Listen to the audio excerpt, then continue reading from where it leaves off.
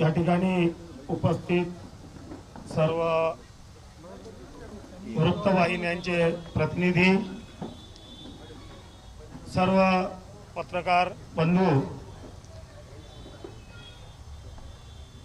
संपादक महोदय, उपस्थित सर्व माझे हितचिंतक मित्र, शिवसैनिक व प्रहार जनशक्ती पक्षाचे सर्व पदाधिकारी,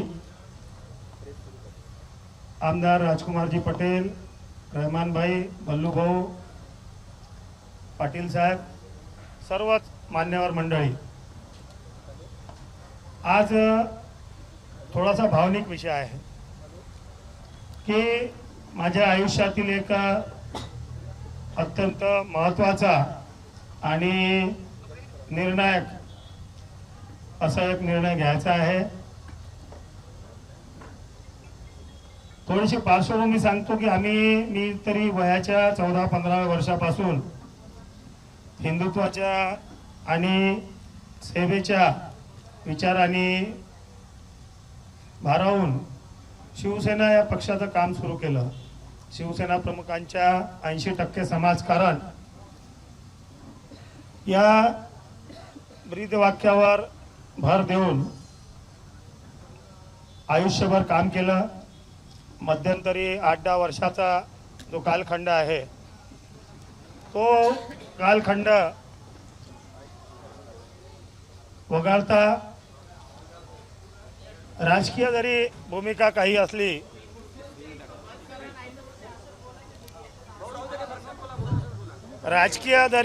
असलं तरी सामाजिक बांधिलकी कधी सोडली नाही आणि पूर्वापार म्हणजे आमच्या भूप परिवाराचं गेल 4 पिढ्या आणि आताची जी पिढी आहे त्याच्यातील सर्व घटक हे सामाजिक कार्यातच मग्न असतात आणि आमचं जे सामाजिक कार्य आहे हे दिखाऊ सामाजिक कार्य नाही, प्रत्यक्षामध्ये प्रसिद्धीपासून दूर जाऊन आम्ही सामाजिक कार्य करतो। त्यामध्ये वैद्यकीय क्षेत्र प्रामुख्याने आहे, स्त्रियांचं मुलींचं रक्षण करणं हा एक प्रामुख्याचा भाग आहे, गोरगरिबांना स्कॉलरशिपपासून तर शिक्षणासाठी मदत या सगळ्या गोष्टी त्याच्यामध्ये अंतर्भूत आहे।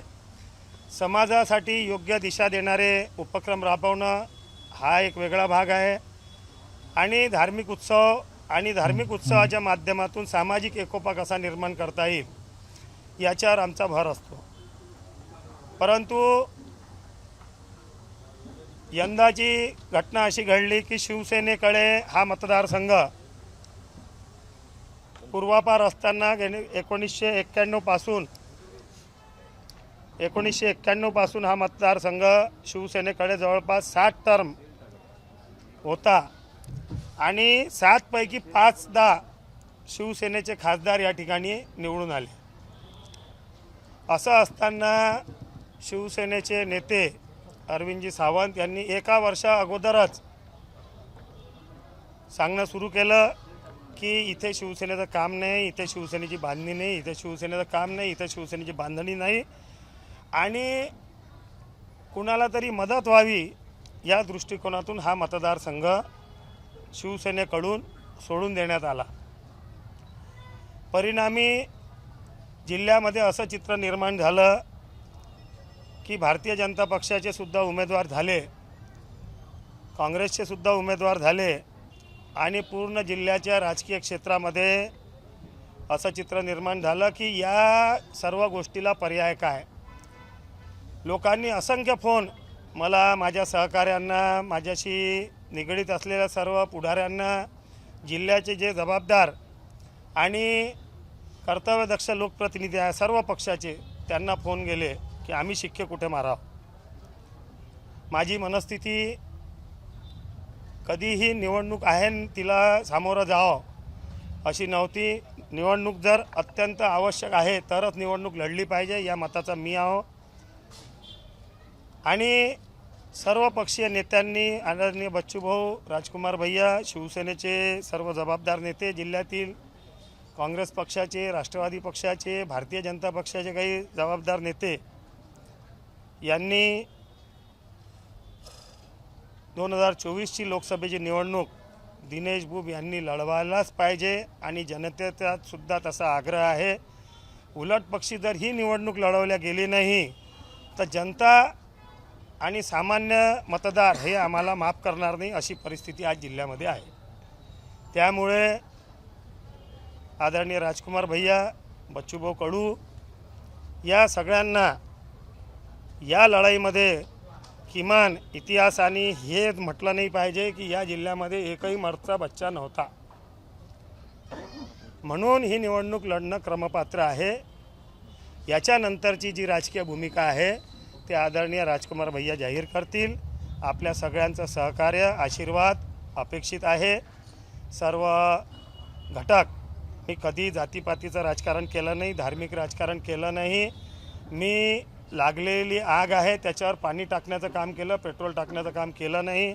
मी अतिशय सकारात्मक विचारांनी ही निवडणूक लढणार आहो। यानंतर मी राजकुमार भैयांना विनंती करतो, हो जमाना झाला, प्रवेश नाही, डायरेक्ट उमेदवारी, हो बस तशी, त्याच्यापेक्षा ॲडव्हान्स, कारण का प्रहार ही संघटना शिवसेनेतूनच निर्माण झालेली आहे। त्याच्यामुळे हे समरसता आहे शिवसेना आणि प्रहारमध्ये, काही वेगळा पक्ष नाही आहे आमच्यासाठी आणि प्रहारसाठी शिवसेना काही वेगळा पक्ष नाही आहे। त्याच्यामुळं ते सोपस्कार करण्याची मला नाही वाटत आवश्यकता आहे। 23 तारीख तक आप शिवसेना में से आपका सम्मेलन हुआ था, उसके बाद में राजीनामा दिया गया। राजीनामा ऐसा लिखित में नहीं रहता, राजीनामा मन में आ गया कि शिवसेना लक्षात तर घ्या, शिवसेना किती काही म्हटलं तरी रक्तातून काढू शकतो का? हा भावनिक विषय आहे, पहिलेच सांगितलं, अतिशय भावनिक विषय, रक्तातून जात नाही शिवसेना। शिवसेना हा स्वभाव आहे, तो जाणार नाही। म्हणून ही निवडणूक आम्ही भगवा झेंडा घेऊनच समोर जाणार आहोत। स्वतःची ओळख लपवून आम्ही कधीही समोर जाणार नाही। भगवा झेंडा आणि टिळा लावूनच ही निवडणूक लढवल्या जाईल।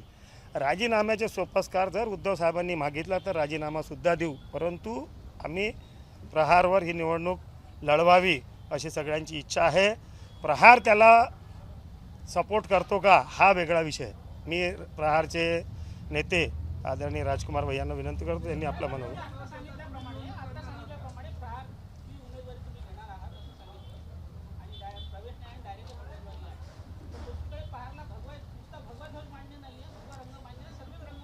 आहे ना, मी माझा रंग घेऊन समोर जाईल, यांची भूमिका काय आहे हे ठरवतील।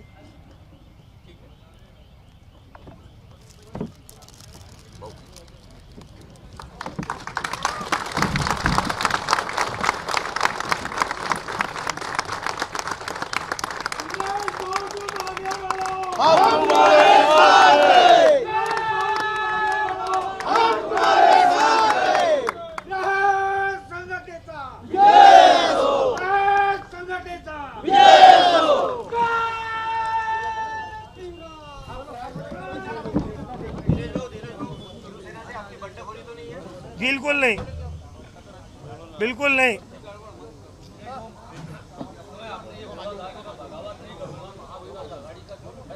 हाँ बरोबर है।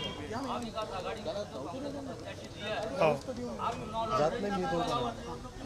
इसका क्या अर्थ निकालने का है, निकालो।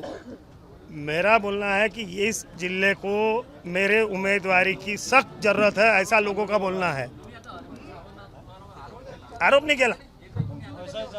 नाही केला त्यांनी या संबोधनातून की इथे शिवसेनेची बांधणी नाही म्हणून हा मतदारसंघ सोडला, ही फॅक्ट आहे, याच्यामध्ये आरोप नाही आहे, हा फॅक्ट आहे। हां 100% हे शिवसैनिक इथे आहे किंवा शिवसेनेचे उद्धव बाळासाहेब ठाकरे या गटाचे जे शीर्षस्थ नेते आहे त्यांना विचारावं किंवा अरविंदजी सावंतांना विचारावं, त्यांनी सीट सोडली, याच्यात आरोप नाही आहे, ही वस्तुस्थिती आहे। आपण प्रहारकडनं लढणार आहे, यासाठी मग ते शिवसेनाचे जे नेते आहेत तुमच्यासोबत जे आतापर्यंत उभे होते, अनंतराव पुळेजी आहे, राणे पाटील साहेब आहे, सर्व आपल्या सोबत आहेत का मग आज? हे सर्व आता जसं जसं आम्ही मार्गक्रमण करू तसं तसं होऊ शकते. त्यांचा प्रभाव त्यांच्या उपस्थितीमध्ये जेवढा आहे त्यांच्या अनुपस्थितीमध्ये जास्त असू शकतो. हे तर वेळ सांगेल ना. आणि वरतून अगर तुमचा प्रेशर आला तर उद्धव साहेबांचा किंवा महाविकास आघाडीच्या अनेक नेत्यांचा प्रेशर आला तर मग काय? 26 एप्रिल नंतर प्रेशर झेलून घेऊ. एबीपी माझा, उघडा डोळे बघा नीट.